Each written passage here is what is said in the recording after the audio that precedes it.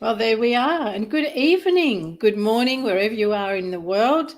Welcome to Women Thrive Media and Soul and Beyond.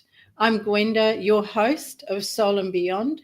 Welcome to everyone that joins me here this evening live. Please come in. Oh, hi, Lisa. Hi, Mandy, who come in live with me. Oh, my gosh, would you look at that hair tonight? There must be going to be a storm around or some really intense humidity. Or maybe it's just working with humans that does this to my hair. Good evening, Cat Gray, welcome. And to everyone that watches the replay, welcome to you. And remember, please do leave your comments because I do come back and have a look. And I am going to venture into answering a couple of questions that were sent from last week's show. I'm going to wander into that in a moment, but we have a really powerful, we could say that nearly every week, couldn't we? A really powerful topic for you tonight, and I've got some deep sharing for you to go away with so that you can start to really bring healing, bring calmness, harmony, and richness into your life.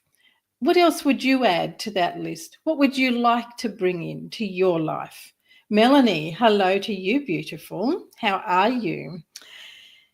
The role of self-awareness in the path of enlightenment, that's the main topic that we're going to look at tonight. But before I go there, I want to share with you, for everyone that will come back to the replay, whom I promised to answer their questions. Last week, we had a little bit of time of talking about intrusive spirits and entities. That's all my favorite part of my work. It's a big part of my work, I might say. I get called to all sorts of places to find out what's going bump in the night and what's, messing with things and making life difficult. So someone asked last week, how do you manage when you have got lots of voices talking to you? And I said, I know where this person works. And I said, do you mean the living or do you mean the unseen? And she said the unseen. So what do we do when we're being bombarded by spirit? Now, first and foremost, no matter where you're sitting, no matter where you are in the world, thousands on thousands of other souls walk through you, walk around you, mainly through you. You get that feeling like, oh, someone walked over my grave. It's usually because something has walked through you or someone, or maybe a group of them have passed by you. It doesn't matter where you are in the world. There are always those who are living in a parallel world to this one, and they walk through us all the time. But when they start to talk to you, when they start to want something from you, now we have to go, why am I hearing them? How come they're talking to me? Now, that's what your mind will take you into, and you might get the horrors. You might get goosebumps all over you. Tanya, hi, good evening. Do you answer them? No. If this is not your role, if this is not your work that you spend time in, or a hobby, and you want to be conversing with spirit, especially those that are lingering around and are looking for someone that they can attach to, that they can move in on, get into the energy field. No, you don't want anything to do with them. So how do you manage them? Well, one thing that I'm going to talk to you tonight about in the role of self-awareness is to know how to ground. Last week I mentioned clearing your energy, cleansing your energy. And you know what? You should finish every day. Laura, good evening. Welcome.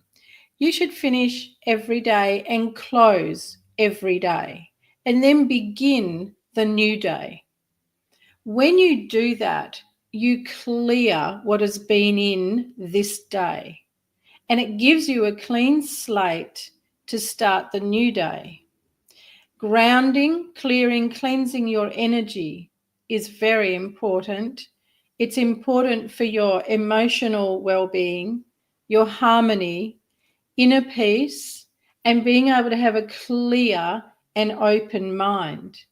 You see, when your mind is clear, it's easier for it to be open to receive the guidance from your divine self and the divine and your helpers in the world of spirit.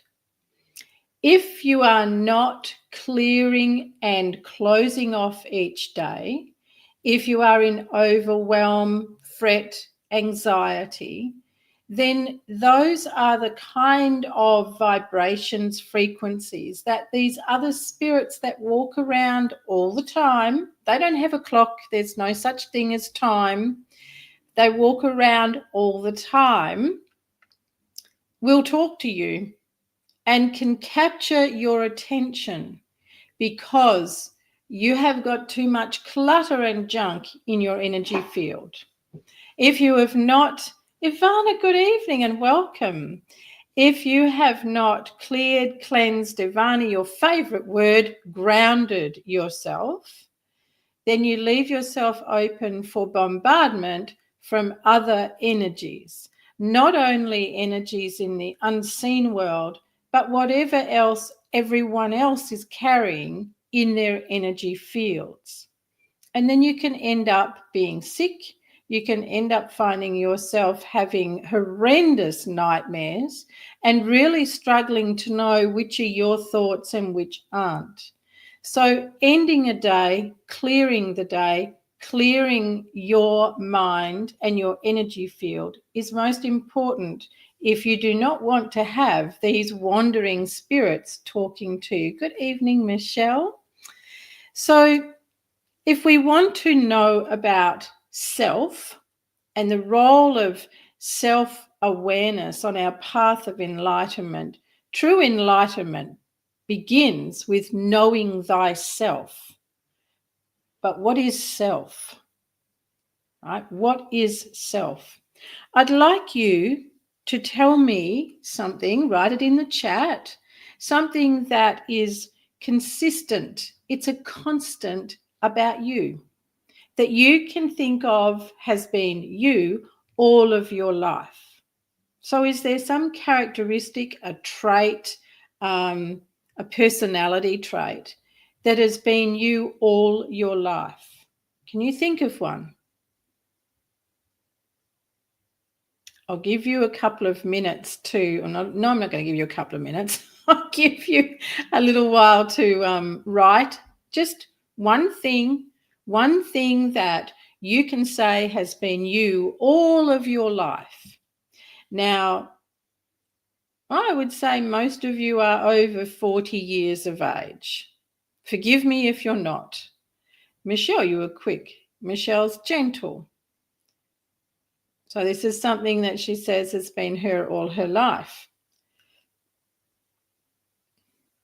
The reason I ask this question is when we're looking at being able to live our enlightened self, we first have to know what self is.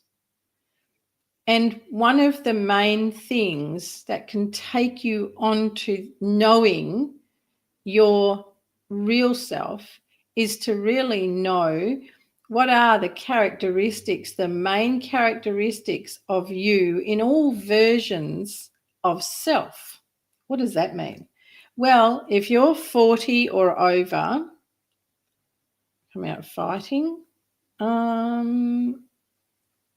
Okay, Lisa, always been like that? What's a word that you would put for that? So if you are 40, let's say 40, 40 plus, there has been multiple versions of you over that period of your life. So how do you know which is your real self?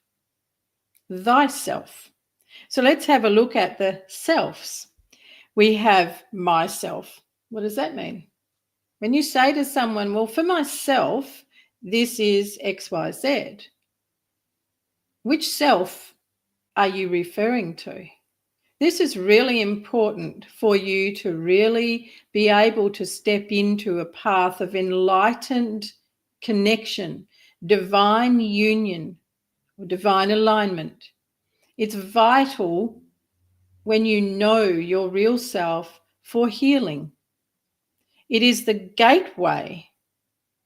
Your enlightened self is your gateway to being in divine union, being able to heal, and not only heal you, but heal others. And I will just put something in brackets there. Very good. Tanya, I love your honesty. I really do. Cat Gray, you've always been creative. Not really a personality trait. Have another think. And Lisa, I'd ask you to also have another think. What is a very consistent personality trait?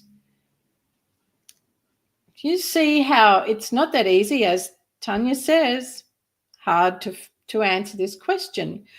And why is it important? Because when you are looking at ending your day, clearing your day, clearing your energy, grounding, centering your energy, setting intentions, manifesting, healing. If you are not in alignment with your true self, your enlightened self, then you're going to find life is a big struggle.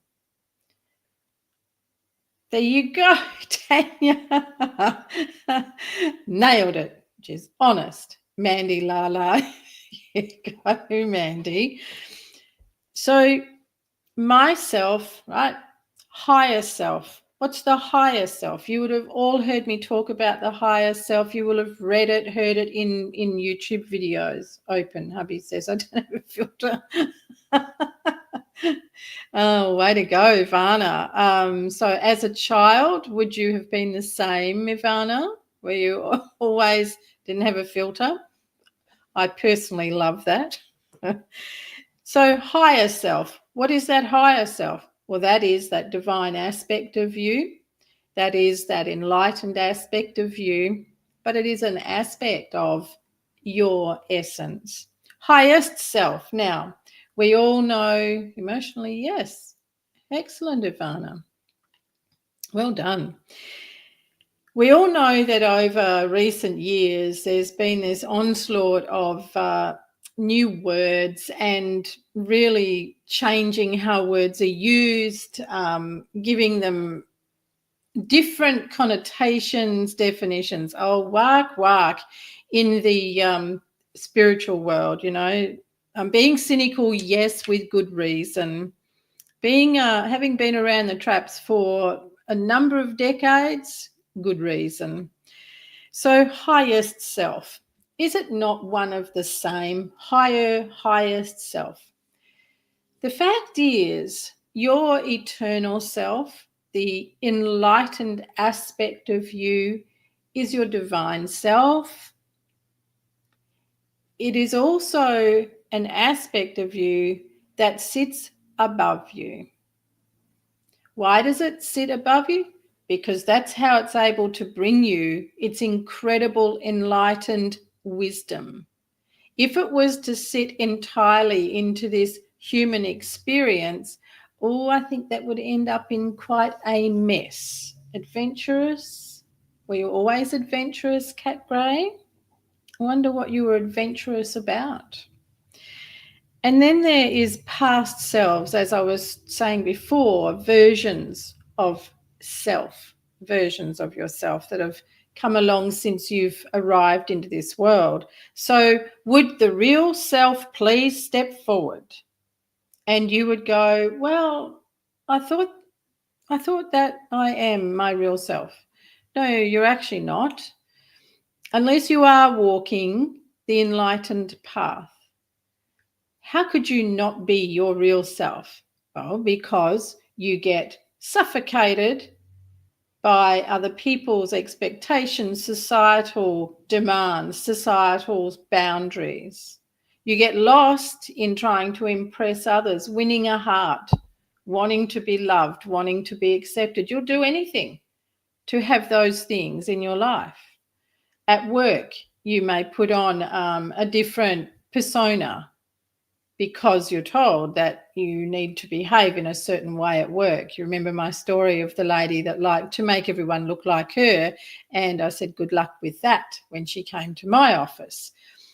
So your real self needs you to take the time to get to know it.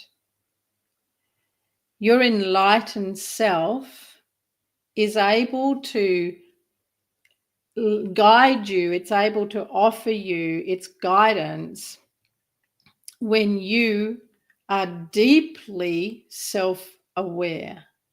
Self-aware. So as myself today, how did I react to things? Where did my thoughts go? What have I been doing in this day? And for those of you who answered the question, what is something, a personality trait that has been constant with you throughout your life? Can you see that you have carried that trait that you've written here through everything that you've done today? Or not? Mandy, I have always not known myself to feel, even if it's not what I'm feeling.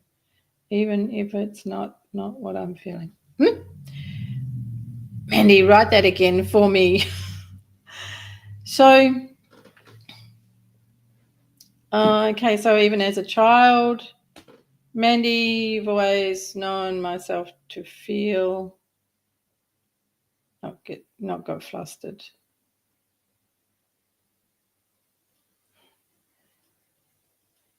There would have, of course, been times where I wasn't honest. Yeah. So when we're looking at self-awareness, every day, when we get into the practice of ending the day and really having a look, where was my self in this day? How did I behave? What were my thoughts? What did I do with those thoughts?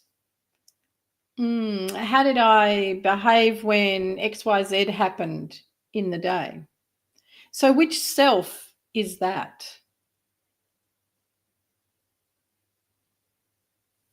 All right, thanks, Mandy. Today, not got flustered. It's a pathway that is intriguing. It is also, as we say here, the gateway to divine alignment. And when you are in divine alignment, you are guided by your essence. You are guided by the enlightened essence that you are. Why would you want to move up into that? Because in that space, you make decisions that will take you in the direction your soul wants you to go, not the direction your mind wants you to go. when you move into that self and you let that self be your light for your pathway, that's your enlightened self. See, the word light is in enlightened, right? It lets you be your real self. The self that you've gotten used to being is the one that has been manufactured. It's the one that has been created according to life experiences. Now, not trying to please others' self. Whoa, Tanya, a bit mine or for others. Thank you, Mandy. Thanks for love hearts. Tanya, back to you. When we want to step into this place of being in divine union, divine alignment, everything changes. Everything. Now, Jackie's not here tonight, but if Jackie was here, she would be sharing what her life was like before. I won't expand on that because she's not here.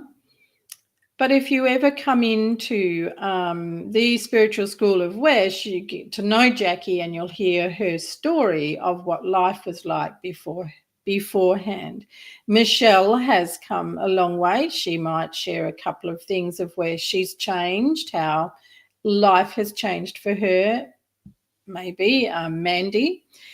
But they will also attest to you that the path is not without potholes, cobbled roads, intersections, detours, muddy patches, big deep water holes, and big hills, right, girls?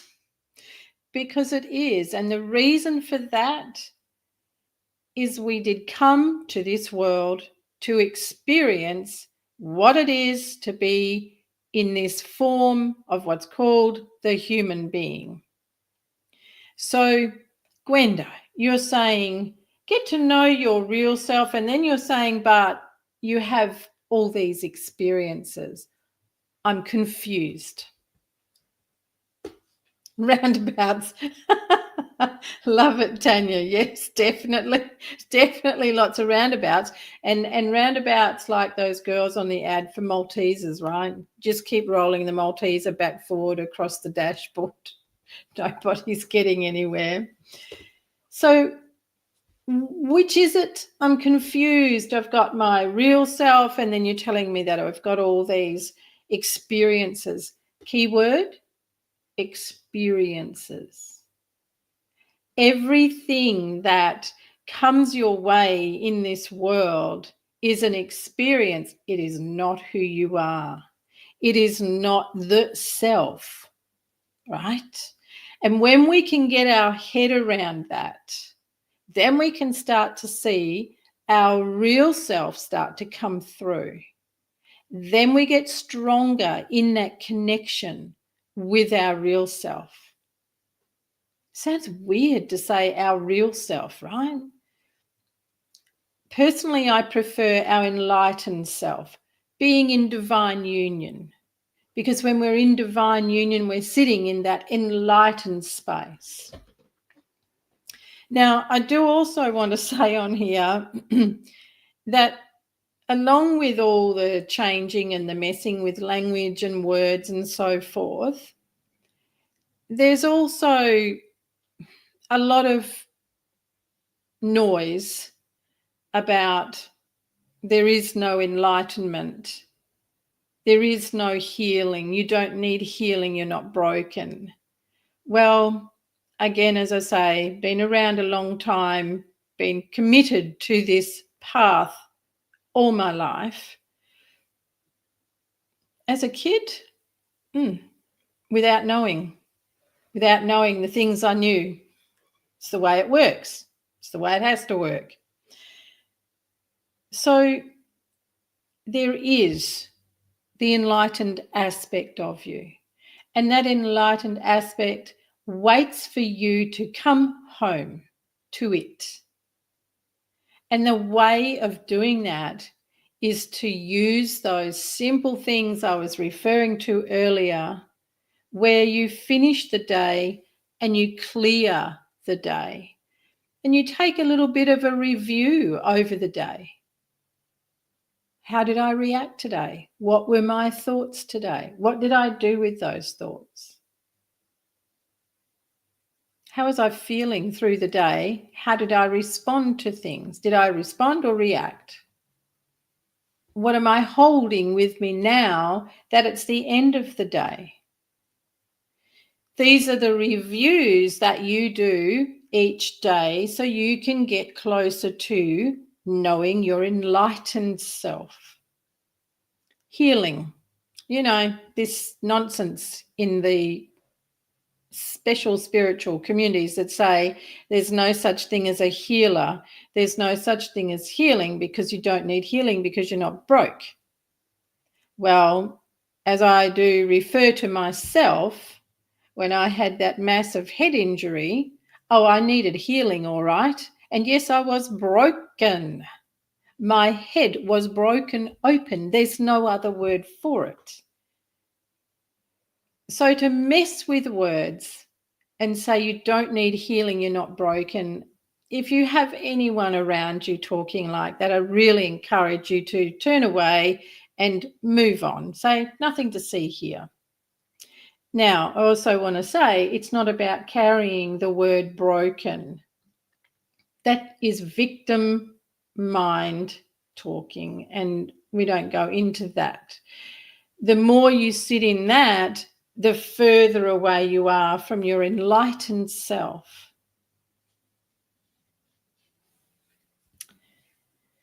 Deep soul awakening. What could that be? Well, if your enlightened self is exactly as the word suggests, and it's enlightened, it's divine, it's pure, and it's beautiful beyond belief, then you could only but experience an awakening where you awaken that aspect of yourself, that deep soul awakening. Most of you will have heard of the dark, people claiming to have had the dark soul, dark night of the soul. It's more making words sound fancy and making things look, something really special. When you have an epiphany or you have a deeply spiritual connection with an archangel, with yourself, with your real self, it's not a dark night of the soul. If you are having some tremendous trauma in your life, it's not necessarily a dark night of the soul. Have a look at what's brought you to that point. Have a look at what mess was going on to get you there. And what were the signposts? What were the muddy patches that you ignored? Truly, it comes down to you wanting to be willing to look at yourself as you believe yourself to be. So if I asked you to write a paragraph to describe yourself, could you do that? And you're all going, well, I don't know which self is going to write that. Imagine you had to write an introduction for yourself that you're going to, apply for a job, and they require that you send in a paragraph to talk about yourself, describe yourself. Which self will you write about? You'll write about the one that you carry around every day. And in that, you will see your repeated behaviors, repeated habits, reactions, responses. Then you get to say, is that really who I am? Unless you've done the deep inner work, you'll be writing from your mind, and you'll be writing from whom you want people to believe who you are. You'll write as best you can to describe someone that you want others to like. Cat Grey waking up to our original blueprint. Nice. More of the new age wording there. Blueprint, original blueprint, but I prefer that to some of the other stuff. So think about that. You could do that as a little exercise tonight or tomorrow. Write a paragraph as if you are applying for a job and they've asked you to describe yourself in a paragraph, not a book, right? Not a book, just a paragraph. See what you come up with. And also feel how you feel as you write it. Does it just flow, or do you have to stop? Do you have to stop and think about it and then go, oh, no, I wouldn't put that bit in? The other thing I'd like to ask you to think about, and this is an exercise that I do with clients, I want you to write your eulogy. And then I want you to think about, what would you like to hear people say about you at your funeral? Did you know that most people, most souls, attend their own farewell, and they do mingle among everyone, so they do listen to what's being said? Whoops, that might make a few people go, well, I might change the way I'm sort of behaving these days. Tanya, I would say I'm a hard worker, passionate about what I do, creative. Interesting. So if I was the employer, Tanya, I would be saying, so what is it about you that makes you a hard worker? And how do you go about being passionate? And what are you creative with? See, we can put something down quick, but when we want to know our true self, takes a little bit more, not thinking, it takes the trip from here to the heart, the longest trip there is, getting out of the mind into the heart. So one way, you got 2 exercises you can do there.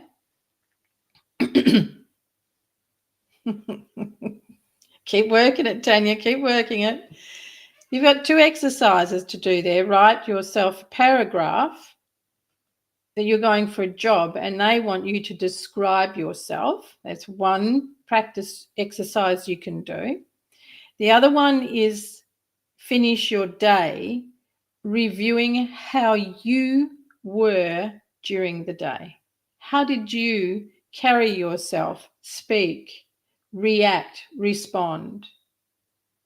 And if you start to do this at the end of every day, you're going to find out some really interesting things about the self that you are being now. And then you'll start to see repeated patterns, repeated responses. From there, you can start to take things apart, going, well, that's not really who I believe myself to be. Believe myself, know myself to be. And that's the difference. And if you can hear that noise, that is my cat being relentless at the door because he wants to come in. I got a message last week to say that it sounded like there was an alarm or something going off. And I said, no, that was actually the cat.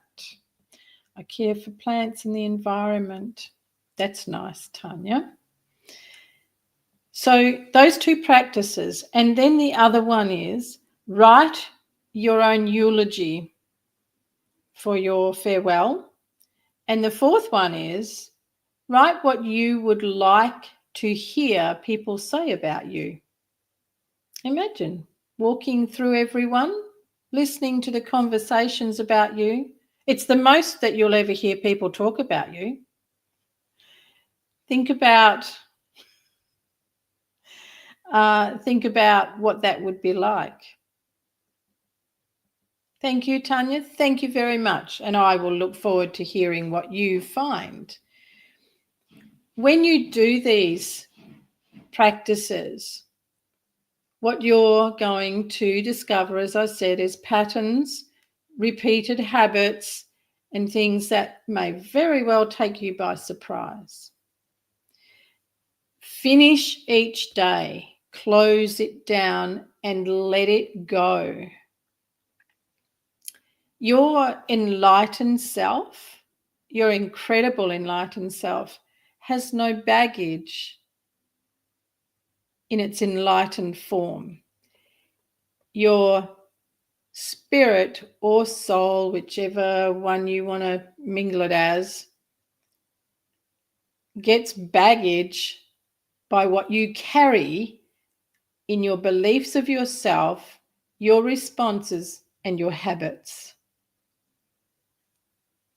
And those things, unless there is a constance of a particular behavior, a pattern that has traveled throughout your life, were you known as a child as always being kind, as always being thoughtful, as always being the child who would give to another one and leave self with nothing? So, there's 2 lollies left in the bag, and there's 2 friends and you give those 2 lollies to the friends.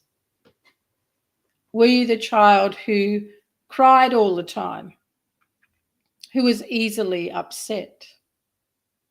Were you the child that loved pets? Or were you the child that strangled them and enjoyed pulling the legs off frogs? What were you like as a child? And what did family say about you? Would they still say that now? You know the old saying, he's a great bloke. This is very Australian saying. He's a great bloke. He'd give you his shirt off his back. My dad was like that. He'd pick up any hitchhiker, Lord above, pick up any hitchhiker, take them to where they wanted to go, or at least the nearest that he could get them to. Never thought twice. He just wanted to help. Always thoughtful. So children younger than you, now you're getting down to some tin tacks now, Tanya. Doing good, doing well there. So do you see there is quite a difference between your enlightened self and myself of now, how you live? So those little exercises I gave you are what are going to take you to become more aware and begin to use it as the gateway to meet your enlightened self, the magical part of you, a powerful part of you that can create miracles, that can heal, that can bring you sharp clarity for your life. What's a mantra that you could make for yourself each day? Today, I will watch my reactions. Today, I will listen before I speak. Today, I will leave out everything that is not of my highest good. Now you're calling upon your enlightened self to come clear the way. Cat Gray, my mother said I was the perfect child. Why can't I be her again? Love it, Kat. Love it, Kat. Why can't you be her again? Because you never were. Oh, dear. Oh, good one. Well, listen before I speak. Yeah. Listen to your thoughts.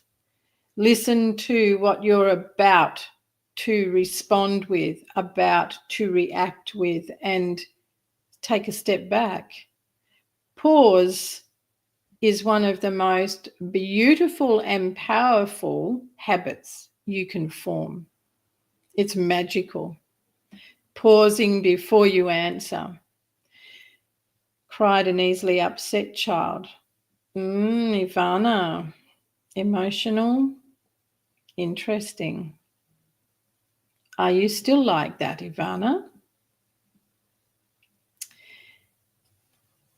When you pause and you listen to what you're going to respond with, what your thoughts are, this is where you can start to really go,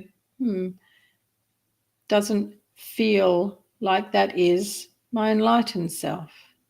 That feels like it's coming from a programmed, conditioned, holding on to experiences version of myself. Maybe. Probably depends on the circumstances, Ivana. Bringing empowerment through, bringing it through from your enlightened self is one of the most beautiful, magical ways you can live your life. It is truly incredible. And those simple things I've given you is the way to go about that. One thing we are not taught as children, well, predominantly not taught as children, is when we are listening to someone speak, or they could be sharing a story with us, they could be asking us to do something, they could be explaining something.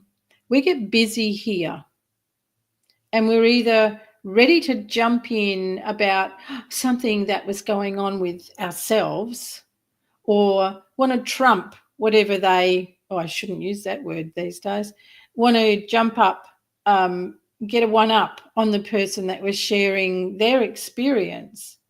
Some people feel it's their way of showing that they care for what that person has experienced because they've experienced it too. That's not how it comes across.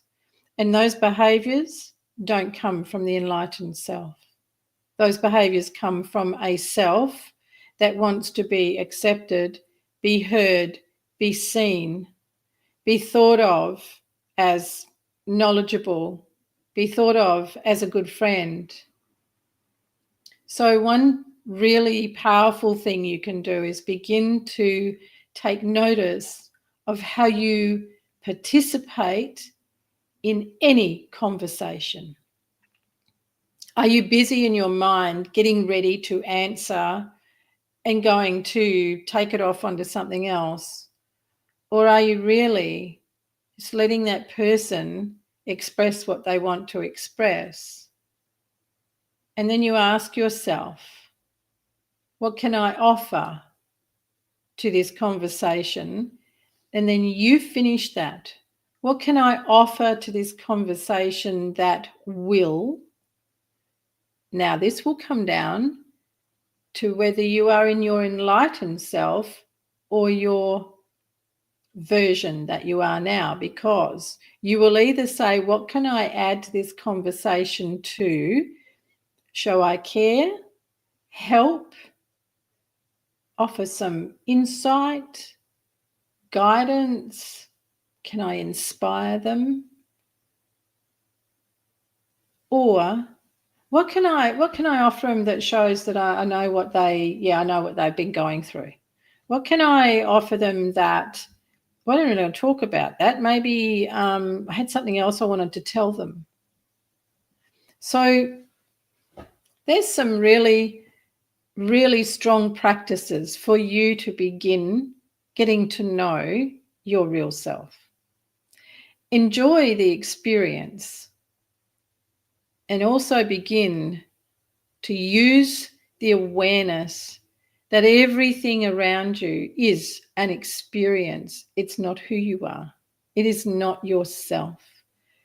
What can yourself, your real self, what can it take from the experience for expansion, for healing? What can it take and share from its wisdom?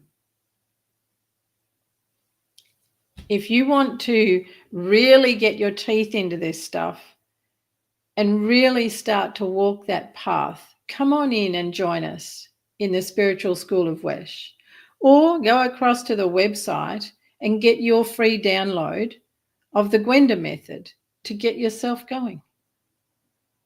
But at least make a start.